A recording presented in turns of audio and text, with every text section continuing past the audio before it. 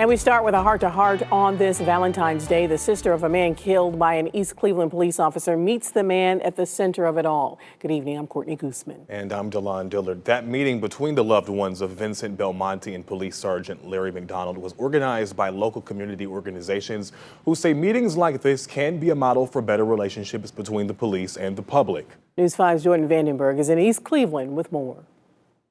To protect the privacy and the sanctity of the conversation between Sergeant McDonald and Diamond Belmonte, cameras were not allowed in the room as they talked. However, after it was over, it was clear that both sides felt the conversation was productive and the whole experience was worth it. Forgiveness isn't a door you walk through, but instead it's a series of them.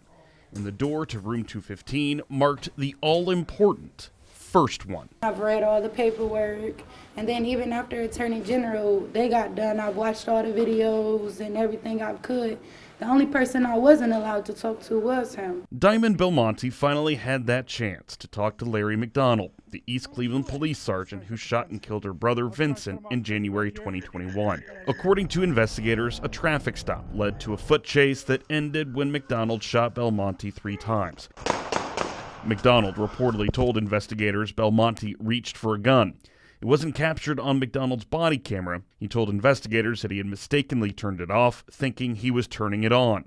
Grand jury declined to indict McDonald last fall. I'm not going to say that there isn't hard feelings, but we've discussed that I'm human, and a year later is still kind of fresh.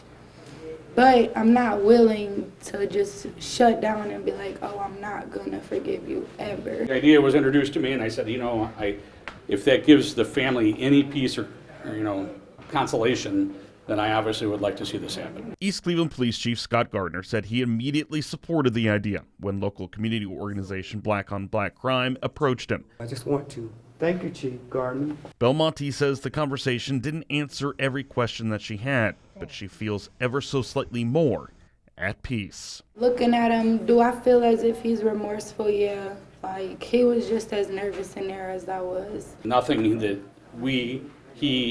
they can do will ever bring Vincent back, but to perhaps give, some answers or some rationalization to the family where perhaps it will better help them cope. January 5th, 2021 will always be a painful day for the Belmonte family. And although forgiveness is a process, it has to start somewhere. In East Cleveland, Jordan Vandenberge, News 5.